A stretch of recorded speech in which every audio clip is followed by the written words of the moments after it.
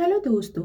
इस वीडियो में मैं आपको बताऊंगी अपराध क्या होता है और अपराध कितने प्रकार का होता है।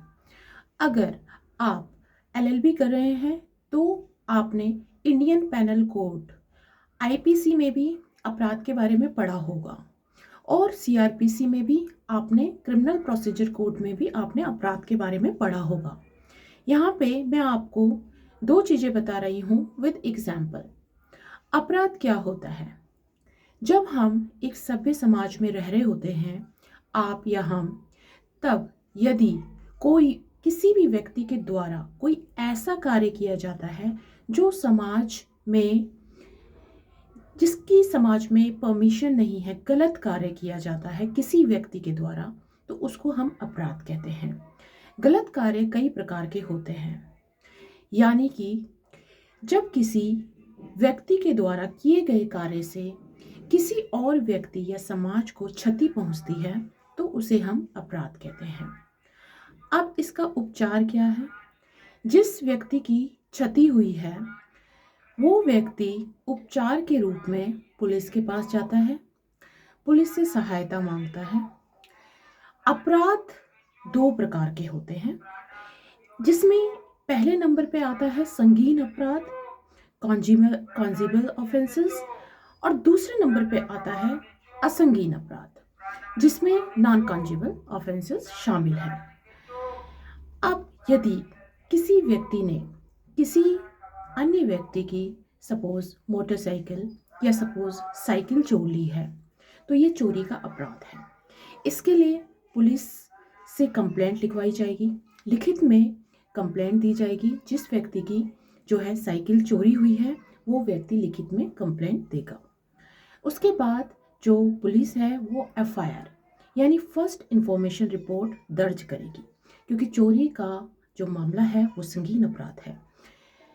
इसमें फर्स्ट एफआईआर जो है वो होती है, और अगर पुलिस इस चीज़ से मना करती है तो आप डायरेक्ट कोर्ट में जाकर आप जो है अपना शिकायत पत्र दे सकते हैं। उसके बाद पुलिस द्वारा निरीक्षण किया जाएगा विद एविडेंस।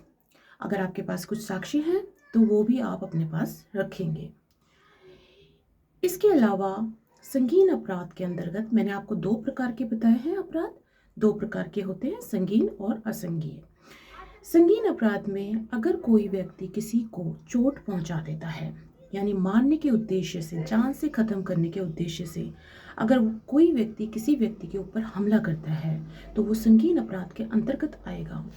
और इसमें जो है 324 अनुच्छेद है।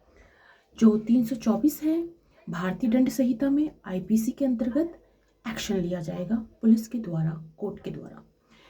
अगर असंज्ञेय अपराध है तो असंज्ञेय अपराध यानी साधारण सी चोट जिसमें कोई अंग भंग नहीं होता है, जिसमें किसी व्यक्ति को किसी यानी हाथ पे जैसे हम संगीन अपराध किसी को कहते हैं कॉन्जिबल ऑफेंसेस, जिसमें किसी का हाथ टूट जाता है, दांत टूट जाता है, किसी का पैर टूट जाता है, हड्डी टूट जाती है, या फिर किसी किसी तेज वाले हथियार से वार किया जाता है, मारने की कोशिश की जाती है, वो सब संगीन अपराध में आते हैं। असंगीन अपराध में वो आते हैं जिसमें छोटी मोटी चोट, धक्का मुक्की सी हो जाती है, तो उसमें साधारण सी चोट पहुंचती है दूसरे को, तो उसमें जो मामला है वो 323 के अंतर्गत आईपीसी में दर्ज किया जाता है पुलिस के द्वारा। अगर आपको अगर पुलिस से रियायत मिलती है तो आप जा सकते हैं, कोर्ट का दरवाज़ा खटखटा सकते हैं, या आपने सुना होगा कोर्ट में जा सकते हैं, वहाँ अपना शिकायत पत्र विद एविडेंस जो भी आपकी कहानी है आप उसमें लिखेंगे, और अपना जो भी आपके पास साक्ष्य है, मेडिकल है, वो आप उसमें पीछे सबमिट करेंगे, और जो है आप डायरेक्ट कोर्ट में जाके वो आप सबमिट कर सकते हैं। अगर आपको एक डायरेक्ट वीडियो चाहिए, डायरेक्ट इन द सेंस क्या क्या डॉक्यूमेंट्स लगते हैं, किस तरीके से हम डायरेक्ट कोर्ट में जाकर एप्लीकेशन सबमिट कर सकते हैं, यानी अपना शिकायत पत्र सबमिट कर सकते हैं, आप कमेंट कीजिएगा, मैं उसके ऊपर जो है वीडियो बनाऊंगी। इसमें जो है हमारी भारतीय दंड संहिता है 1973, उसमें जो है दंड के विषय में जो है बताया गया है, काफ़ी डिटेल में बताया गया है। अगर आप LLB के छात्र हैं तो ज़रूर आप IPC का विषय फर्स्ट ईयर में, सेकेंड ईयर में आगे पीछे हो सकता है। ज़रूरी नहीं है कि अगर किसी यूनिवर्सिटी का जो IPC का सब्जेक्ट है वो फर्स्ट ईयर में हो, वो सेकेंड ईयर में भी हो सकता है किसी और यूनिवर्सिटी का, या फिर ऐसा ही सेमेस्टर में भी हो सकता है। ठीक है, तो CRPC में, IPC और CRPC में मैं यहाँ पे आपको एक चीज़ और क्लियर करना चाहूँगी कि जो भारतीय दंड संहिता है यानी कि IPC, इंडियन पेनल कोड, इसमें दंड के विषय में बताया जाता है कि किसको कितने वर्ष की सज़ा दी जाएगी, किस श्रेणी का अपराध है, किस श्रेणी में कैसा अपराध है, इसको इतने वर्ष की सज़ा दी जाएगी, इसका और जो CRPC है, CRPC में पूरा प्रोसेस बताया गया है, पूरा प्रोसेस, प्रक्रिया बताई गई है, किस तरीके से अब कार्यवाही की जाएगी। तो आप दोनों में भी यहाँ पे छोटा सा डिफरेंस आप समझ चुके होंगे। अगर आप डिटेल में चाहते हैं तो आप मेरे को कमेंट दीजिए, मैं CRPC और IPC दोनों में डिफरेंस आपको डीपली बताऊंगी, जिससे आपको आसानी से समझ में आ जाएगा।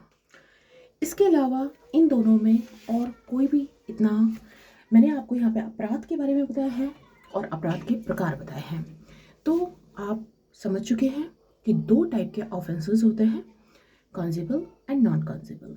ठीक है, और अगर आप समाज में, हम सब, आप भी समाज में ही रह रहे होते हैं, समाज में कोई व्यक्ति कुछ अटपटा सा वर्क करता है, किसी को गाली देता है, किसी को धमकी देता है, तो वो धारा 506 के अंतर्गत आप दंडनीय है। ठीक है, अगर किसी के लिए अपशिष्ट यानी गलत शब्दों का यूज़ करता है, कुछ भी समाज में रहने का एक तरीका होता है, किसी के लिए गलत शब्द और मारपीट जब भी किया जाता है जो दूसरे लोगों के लिए एक क्षति का विषय बन जाता है, जान मान की क्षति, या फिर किसी घर में कोई चोरी हो गई, किसी भी प्रकार का, मैं आपको ऑलरेडी बता चुकी हूँ, किसी भी प्रकार का अपराध हो सकता है। अपराध की श्रेणियाँ होती हैं, 2 मैंने आपको बताई हैं, और दोनों में डिफरेंस, आप कभी भी पुलिस स्टेशन में चले जाइए, आप कहेंगे मेरी FIR दर्ज कर दीजिए, पुलिस वाले ज़्यादातर आपको FIR दर्ज करने के लिए मना कर देंगे। अगर आपका संगीन अपराध है तो पुलिस वाले बिल्कुल आपका अपराध जो है वो फर्स्ट इन्फॉर्मेशन जो है आपकी बिल्कुल आपकी लिखेंगे, और नहीं लिखते हैं तो आप कोर्ट में जाइए। और अगर आपका संज्ञेय अपराध है तो उसमें NCR रजिस्टर की जाएगा, उसमें आपका एक डायरी होती है पुलिस वालों के पास, वो डायरी मेंटेन करके रखते हैं, वो नंबर आप उनसे ले सकते हैं, और क्योंकि वो थोड़ा सा गंभीर प्रकार के अपराध नहीं होते हैं तो उनके लिए जो है संगीन अपराधों की श्रेणी में वो नहीं आते हैं, इसलिए उसके लिए थोड़ा सा FIR नहीं लिखी जाती है। तो आप खुद ही डिफरेंस कर सकेंगे दोनों अपराधों में कि किस तरीके के, मैं आपको डिटेल में बता चुकी हूँ। अगर कोई और भी आपका डाउट है तो आप मेरे को मैसेज कीजिए, कमेंट कीजिए, अगला वीडियो मेरा उसके ऊपर होगा। और हाँ, आप इस चैनल को ज़्यादा से ज़्यादा सब्सक्राइब कीजिए ताकि मैं आपकी हेल्प कर सकूं और वीडियोस अपलोड कर सकूं। LLB, एडवोकेसी और AIB आपका जो एग्ज़ाम होने वाला है, जो भी है आपका, मैं जो है आपकी जो भी मेरे को नॉलेज है मैं आप तक पहुंचा सकूं। Thank you so much, bye bye.